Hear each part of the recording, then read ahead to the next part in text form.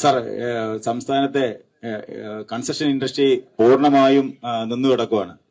ബഹുമാനപ്പെട്ട പ്രതിപക്ഷ നേതാവിന്റെ ഒരു അടിയന്തര ഇടപെടൽ പ്രസ്തുത വിഷയത്തിൽ ഉണ്ടാവണമെന്ന് അഭ്യർത്ഥിക്കുകയാണ്.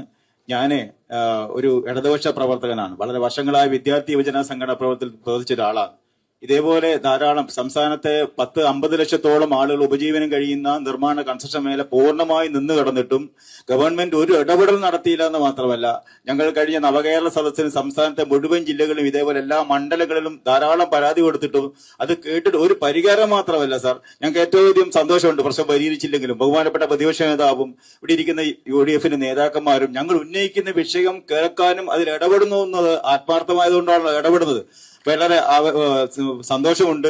കൺസ്ട്രക്ഷൻ മേഖല പൂർണ്ണമായി നിന്ന് കിടക്കുകയാണ്. വ്യവസായ വകുപ്പ് മന്ത്രി അദ്ദേഹത്തിന്റെ മണ്ഡലത്തിലെ ഒരു നേതാവിന് കർണാടക, തമിഴ്നാട് ഉൾപ്പെടെയുള്ള അന്യ സംസ്ഥാനത്തു നിന്നാണ് നിർമ്മാണ വസ്തുക്കൾ ഇപ്പം കേരളത്തിലെ 8ഓളം ജില്ലകളിൽ ആവശ്യമായ നിർമ്മാണ വസ്തുക്കൾ വരുന്നത്. സാറേ, സാധാരണക്കാരായ താഴേക്കിടയിൽ സാധാരണക്കാരുടെ വീടുന്ന സ്വപ്നം സാക്ഷാത്കരിക്കാൻ പോലും താഴേക്കിടയിൽ കൺസ്ട്രക്ഷൻ മേഖല ഒന്നും നടക്കുന്നില്ല. ഇൻഡസ്ട്രി മുഴുവൻ നിന്നു, കരാറുകാരുടെ ജോലി നിന്നു, നിർമ്മാണ വസ്തുക്കളുടെ വില ക്രമാതീതമായി ഉയർന്നു.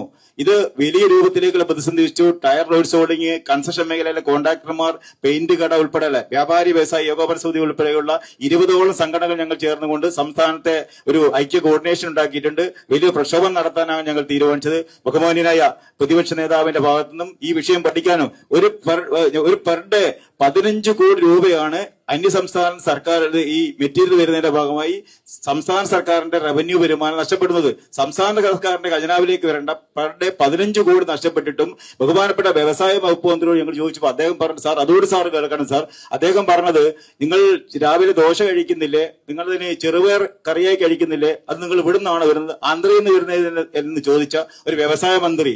അദ്ദേഹത്തിന്റെ കീഴിലുള്ള സ്ഥാപനങ്ങൾ ഞാൻ 486ലേക്ക് മാറി. അപ്പോ 8,000-ഓളം 6,000 ഉണ്ടായ സ്ഥാപനം ഞാൻ അടച്ചുപൂട്ടിച്ചു എന്ന് ഫേസ്ബുക്കിൽ പോസ്റ്റ് ഇട്ട ഒരുപക്ഷെ ലോകത്തിലെ ആദ്യത്തെ വ്യവസായ മന്ത്രി അദ്ദേഹമായിരിക്കും. അതുകൊണ്ട് ബഹുമാനീയ പ്രതിപക്ഷ നേതാവ് ഞങ്ങളുടെ ഈ മേഖലയിലെ വിഷയങ്ങൾ പഠിച്ചുകൊണ്ട് ഈ വിഷയത്തിൽ അടിയന്തര ഇടപെടൽ നടത്തണം എന്ന് അഭ്യർത്ഥിക്കുക.